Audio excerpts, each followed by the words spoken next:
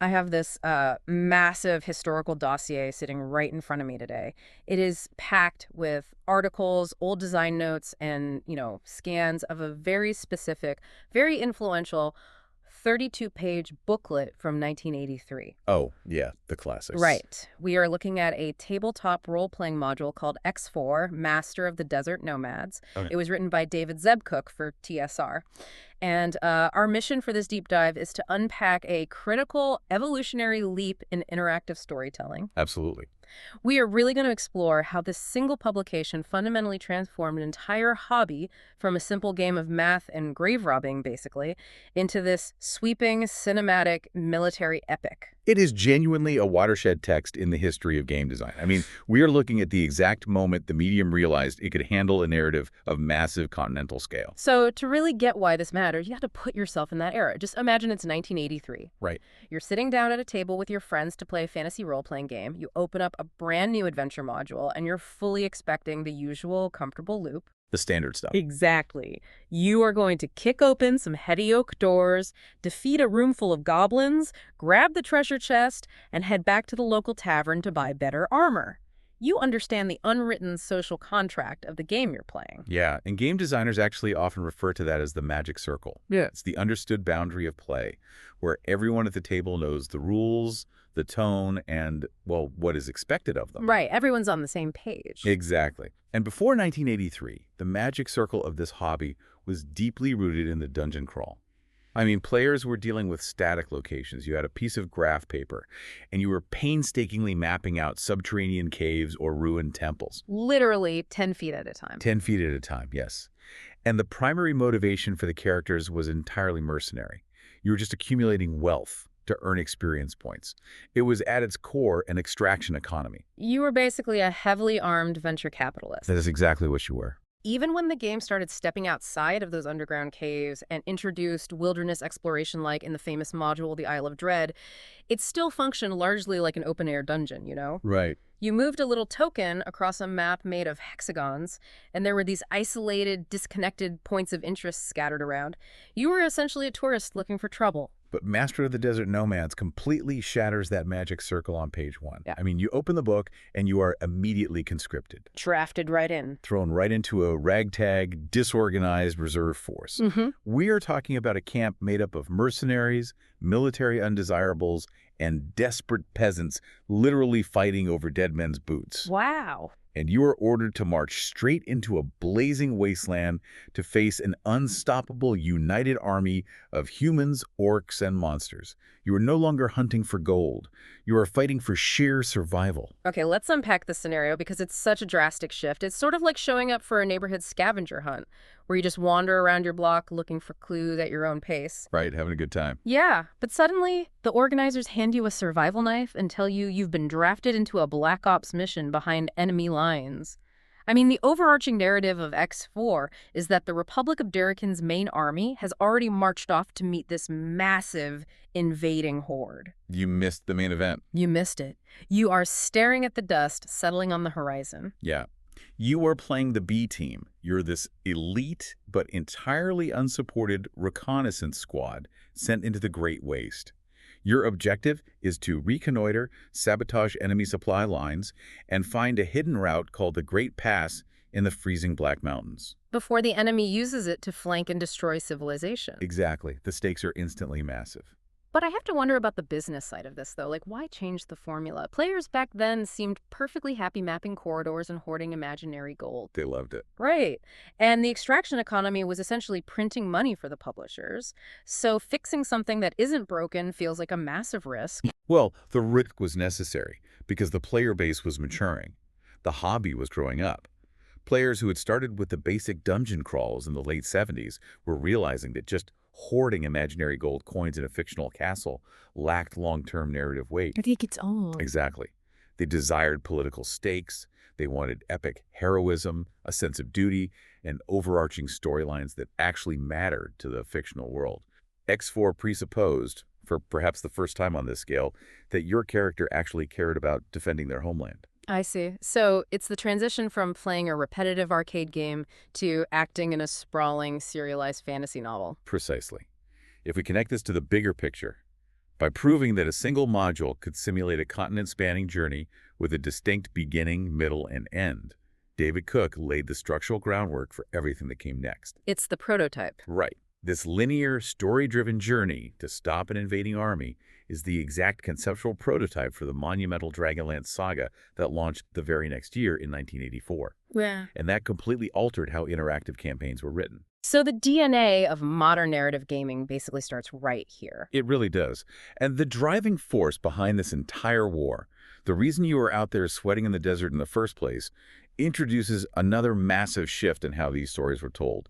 You are out there looking for the villain. Right, and the way this text handles its villain is incredibly subversive. Thematically, the module shifts hard into a pulp sword and sorcery vibe. We're stepping away from traditional medieval knights and moving into the desolate, weird fiction style of Robert E. Howard's Conan or Clark Ashton Smith. Oh, absolutely. The aesthetic is so gritty. The villain is this enigmatic warlord known only as the Master. Yeah. He has somehow taken all these disparate, warring, nomadic tribes, factions that have hated each other for centuries, right? Yeah. And he's united them into a terrifying, singular war machine. But the catch is, you never actually meet him in this adventure. No, his presence is entirely ambient. He is everywhere and nowhere. You see the aftermath of his orders and the devastated landscapes you walk through. You feel his influence in the panicked refugees fleeing east. You hear whispers about him from dying scouts who are babbling about flying shapes darkening the desert sky. Ambient dread is so well done. Yeah. And it's anchored by a crucial encounter early in the track.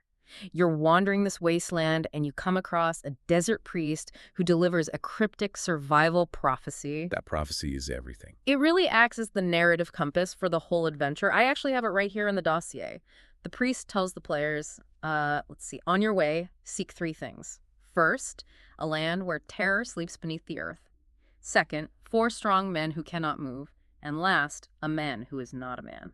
That riddle perfectly frames the psychological horror of the module. But I have to ask, does that deliberate absence of a primary villain actually work at a table? I mean, I can imagine players spending dozens of hours trekking through a brutal desert, managing their water supplies, fighting off ambushes, and getting to the end of the booklet just wanting a final boss fight. Yeah, they want the payoff. Right. Doesn't depriving them of that catharsis feel like a game design cop-out? Well, what's fascinating here is that if we look closely at how the tension is built, the module substitutes a physical villain with environmental storytelling. And that actually enhances the perceived scale of the threat. How so? Think about it mechanically. If you just walk into a room and fight a guy with a sword at the end of the book, he's just a guy with a sword. He has a set amount of health. He has a predictable armor class. He can be killed.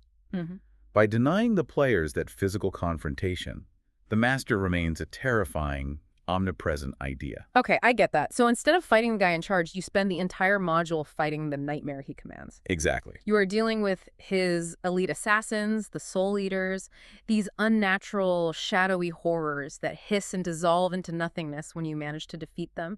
And you are constantly forced to decipher that riddle just to survive. The terror beneath the earth turns out to be a buried temple swarming with undead. Right. The 4 strong men are structural monoliths in an ancient, trapped ruin. Which brings us to the man who is not a man. That line refers to the climax of the module, which takes place in an alpine abbey high up in the freezing Black Mountains. Such a cool setting. It is. The abbey appears to be occupied by peaceful, saffron-robed human monks. But they are actually Boots' flesh-eating monsters masquerading as holy men. That is a brilliant pacing shift. You go from this massive, macro-scale desert crossing where the threats are dehydration and armies into a claustrophobic, micro-scale environment of pure paranoia. Paranoia is the perfect word for it. The players are forced into an investigation where they can't trust anyone. You aren't just swinging a sword, you're trying to unravel a web of deception while trapped in a freezing monastery. It requires a completely different set of problem-solving skills. But to make a journey that dynamic actually function at a table, the underlying mechanics like the actual rules running the game, they had to evolve. Simulating a continental trek with shifting environments requires a completely different engine than exploring a dungeon. Yeah, and the geographical progression outlined here is absolutely brutal. You start on the sluggish Asanda River, getting ambushed by wyverns diving from the sky. Naturally. Then you have to drag yourselves through the trackless salt marsh bogs. After that, you hit the Crucible, The Sind Desert, also known as the Great Waste. The worst place to be. It really is. This is a searing, stony wasteland with daytime temperatures exceeding 110 degrees Fahrenheit, and it plummets to near freezing at night. You have to navigate around mirages and hide from massive nomad patrols.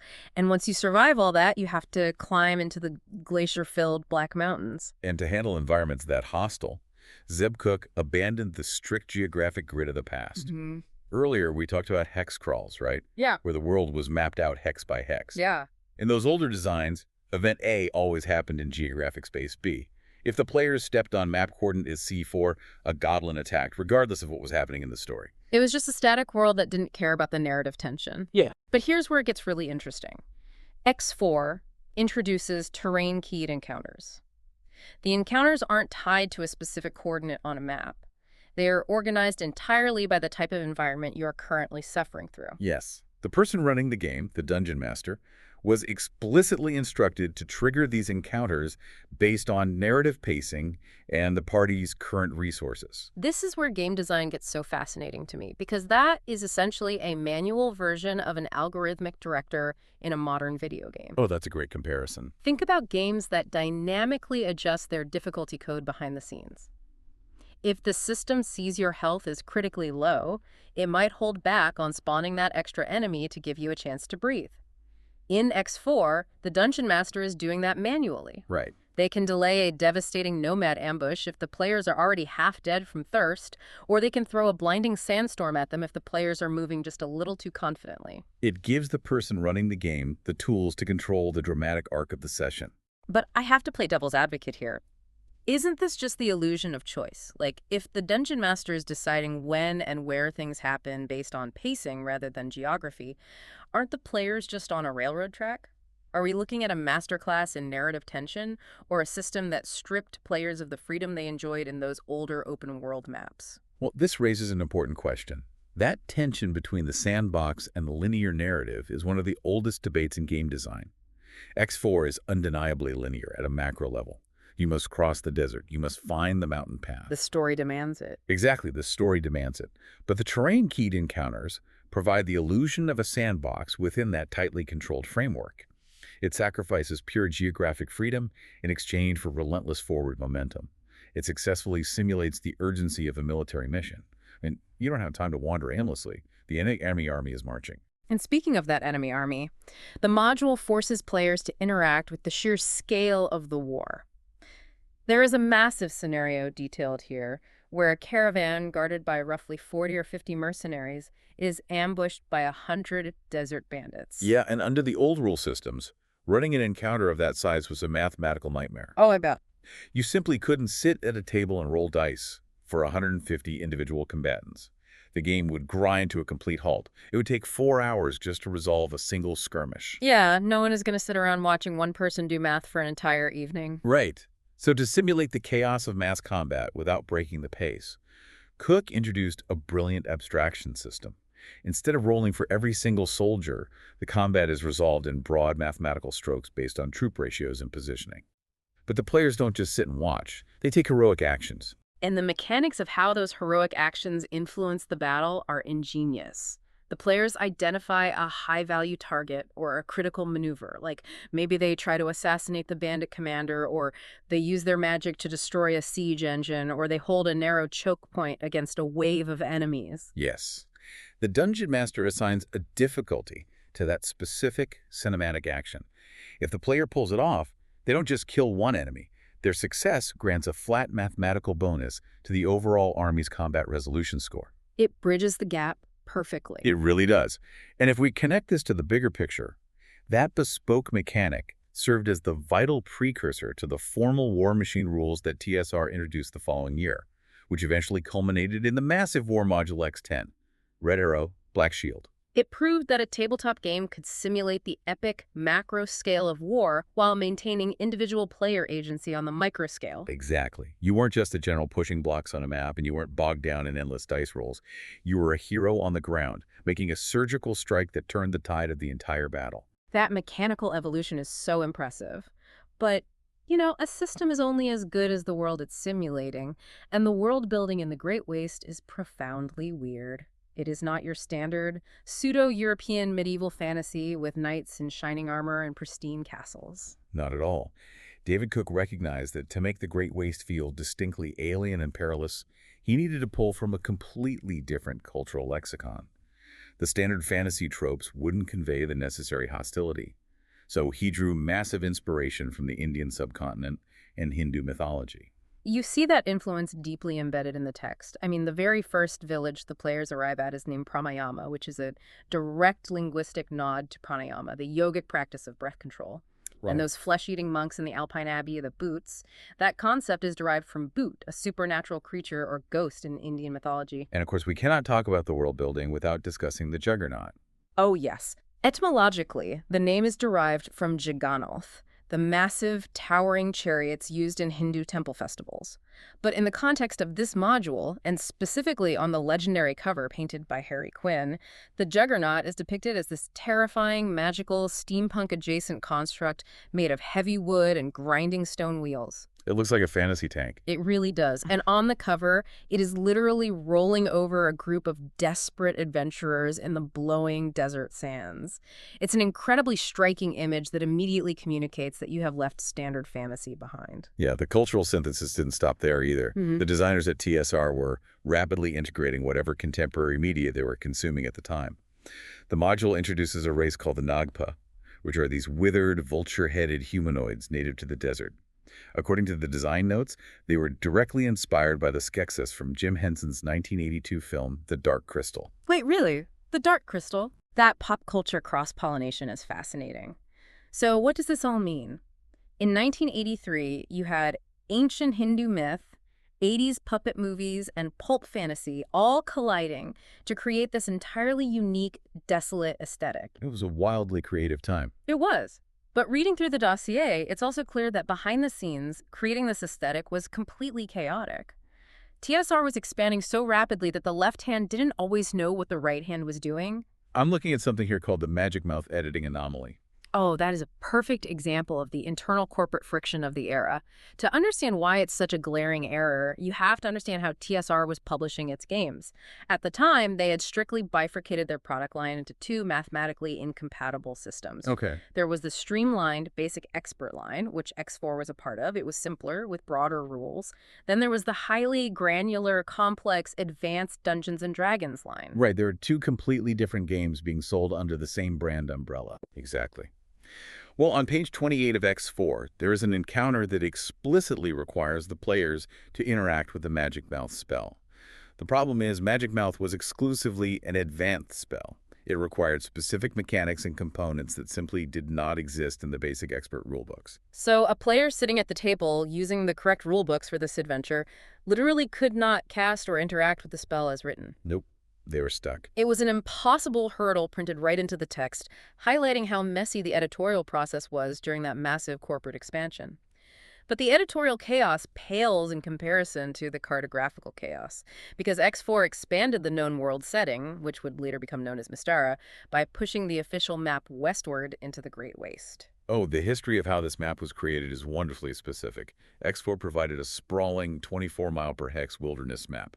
But the overarching layout of that entire fantasy continent was secretly based on a real-world map of late Jurassic Earth from about 150 million years ago. It was conceptualized by TSR designer Francois Fouadeval. They took a real-world paleontology map, slapped fantasy borders on it, and called it a day. That is incredible. It was a clever shortcut, but it led to the infamous cartographical misalignment. The what? The cartographical misalignment. The X4 map was explicitly designed to physically join up with the left edge of the older continental map from X1, the Isle of Dread. The intention was for players to put the two maps side by side on their table to see the expanded content. Okay, that makes sense. But the hex grids and the geographical borders on the two printed pages simply didn't line up. If you matched the coastlines, the hexes overlapped. If you matched the hexes, the mountains were disconnected. Oh, man. For a meticulous dungeon master trying to build a cohesive, believable world for their players, having the physical geography fail to connect must have been infuriating. It was a notoriously frustrating issue that tormented game runners for 2 whole years until TSR finally had to release a massive corrected poster map in 1985 just to fix the join. The idea of thousands of people across the country struggling with a physical map misalignment is the most perfectly 1980s analog gaming problem imaginable. Truly. But when you pull back and look at the entirety of what this module accomplished, the legacy of Master of the Desert Nomads is profound. It took a player base that was used to counting copper pieces in subterranean corridors and thrust them out into the unforgiving desert sun. It proved that the medium of interactive storytelling could handle cinematic scope, sweeping geographical progression, mass combat, and serialized, mature epics. It successfully bridged the gap between the isolated arcade-style gaming of the late 70s and the deep, narrative-driven, world-spanning campaigns that would go on to dominate the hobby in the late 80s and 90s. So whether you are playing a massive open-world video game that dynamically adjusts its encounters based on your health, or you're sitting around a table playing a modern campaign where your choices sway the fate of entire kingdoms, you are interacting with structural DNA that was codified by this single 32-page booklet. It is the architectural foundation of the modern gaming epic. But before we wrap up this deep dive, there is one final piece of lore hidden in the dossier that we haven't touched on. We discussed how the players never actually meet the Master during this grueling desert crossing. We talked about how his presence is just an ambient terror felt in the environment and the armies he commands, but who or what is he really? That is a secret the players wouldn't uncover until much later in the overarching serialized storyline. Right. His true name is Hosetus, and he isn't just a charismatic warlord.